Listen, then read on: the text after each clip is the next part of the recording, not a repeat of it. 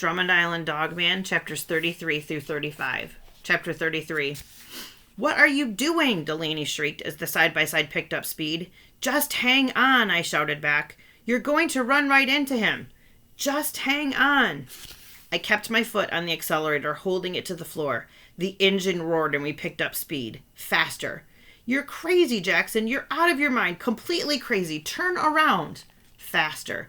"Just hang on." Faster. "Jackson!"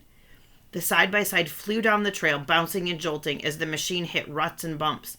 Dogman remained where he was, standing on his hind legs, staring us down, ready to hold his ground like a monstrous football linebacker. Honestly, I had no idea if my plan would work, but the frame of the side-by-side is made of tubular steel built to withstand some pretty harsh stuff. I was hoping that we would be able to ram the beast, knock him over, and keep on going. I knew that if I'd taken the time to turn the ORV around and head the other way, Dogman would have easily caught up to us. At least by heading at the creature, by trying to drive into him and keep going, we would have a chance. That's what I was betting on anyway. "Hold on," I shouted one last time. Delaney, however, let go of the roll bar and covered her face with her hands. I gripped the wheel tightly, held the accelerator to the floor with my foot, and pushed myself back into the seat, bracing for the impact that never came. At the very last second, the enormous beast leapt to the side. We missed hitting him by mere inches. I never let off the accelerator, and we never slowed. Even better, I thought, looking ahead at the open field. The trail was smoother here, and we could travel even faster. Hopefully, we could put some distance between us and Dogman. "It worked," I shouted. "I knew it would. I knew it." "I can't believe you just did that," Delaney screeched as she pulled her hands away from her face. She snapped her head around. "But now he's coming after us. Fast." Chapter 34. I turned my head and saw the beast behind us. He was on all four legs now, running, no doubt much faster in this position. I hadn't thought of that. I was thinking that he would be running on 2 legs like a man. I hadn't counted on him using all 4. "We'll make it," I assured Delaney. Although I wasn't so sure myself, I had no idea how fast the beast could run. As we made our way across the field, we kept our distance from him, which meant we were going about the same speed. But whenever I had to go around a rut or slow down for a bump, I whipped my head around and saw Dogman gaining on us. There was no reason for him to slow down, and he kept coming like an ugly 300-pound hairy rhino. But up ahead, there was a wide open area that would provide the break we needed. The trail was straight and the ground was flat and smooth. I wouldn't have to slow to go around any dips or bumps or big ruts. If only we could make it. Dogman had decreased the space between us and was now only a few dozen yards behind us. "He's catching up to us," Delaney yelled. "Not for long," I shouted. "If we make it to that field up there, we can go full speed and leave him behind." It took only about 10 seconds, but it felt like an hour. Finally, we reached the field, and we could go faster again as I held the accelerator to the floor. We could fly. Top speed of the side-by-side was about 60 miles an hour, but I've never gone that fast. There's never been a need to. Side-by-sides are meant for off-road use, climbing hills and going places a regular vehicle can't go. As we raced through the field, the side-by-side continued to pick up speed.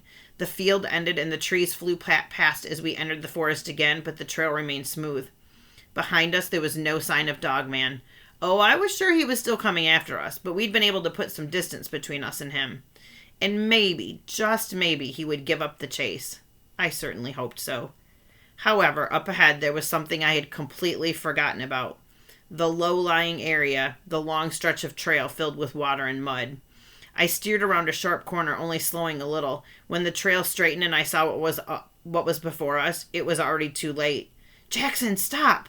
"I can't," I shouted back. "We can't stop now. We have to try to plow through it." And suddenly, we'd plunged into the long patch of dirty, muddy water that sat like a narrow lake in the middle of the trail. The machine instantly bogged down and slowed, and I could feel the engine working to push through the water. Slower, slower. Come on, I shouted to the side-by-side, coaxing it on. "Jackson, come on, make it through." I was talking to the side-by-side at this point, as if the engine would listen to me, urging it on to keep going, to push through.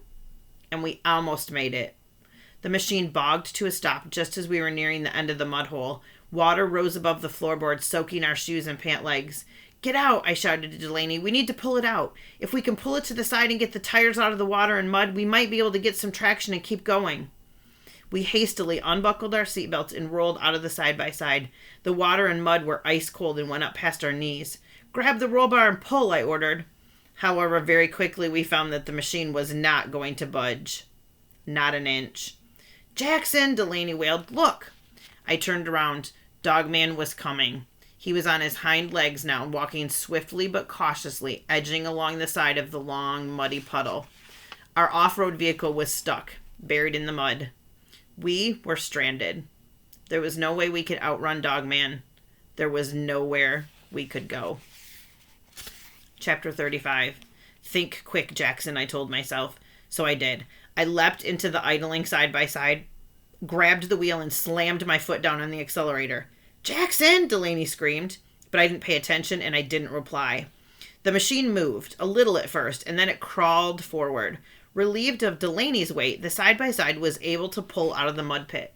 Still moving slowly, I turned to see Delaney rushing through the muddy water toward me. "Hurry," I said. "Get in, we can still get away."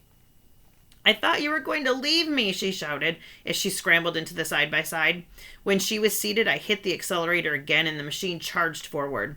Dogman was behind us. He was still on his hind legs and he was still coming toward us, but we were no longer stuck in the mud. We had a fighting chance again. "Okay, hang on," I said. "This might get a little rough." "You mean it hasn't been bad enough already?" Delaney asked. I turned my head. Dogman had once again dropped to all fours, and he was running as fast as a deer. I tried to remember all of the places along the trail where we could go fast, or at the very least fast enough to outpace the racing beast. But I knew the woods and trails well, and I knew that Dogman had the advantage. We still had nearly a mile of trails to travel before we reached a main road. Dogman was sure to catch up to us by then. Unless...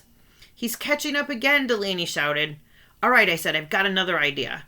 I suddenly swung the side-by-side off the trail and steered it through a small growth of thin alder trees. We rolled over them easily and found another trail. I turned sharply to the left and then hit the accelerator. "Where are we going?" Delaney shouted. "Back up to Lookout Ledge," I shouted back. "But we'll have to go slow up the hill. That thing will catch us for sure." "That's what I'm hoping for." I shouted back, glancing behind me. I couldn't see any sign of the pursuing beast, but I knew he was still after us. "You're crazy," Delaney shouted. "You've already said that 1 billion times," I shouted back. "Pretty soon I'm going to start to believe it. Trust me, I know what I'm doing." "Are you sure?" No, I thought. No, I'm not sure at all. Delaney's right. I'm crazy for trying this. But I also knew this was our only hope, our only chance of getting out of this thing alive. If my plan worked, we could finally go home. We would live another day. But if my plan didn't work... I shot a quick glance behind us. Dogman was crashing through the brush and he looked angrier than ever. "Okay," I shouted to Delaney. "Hang on and be brave. This is where things are going to get tricky."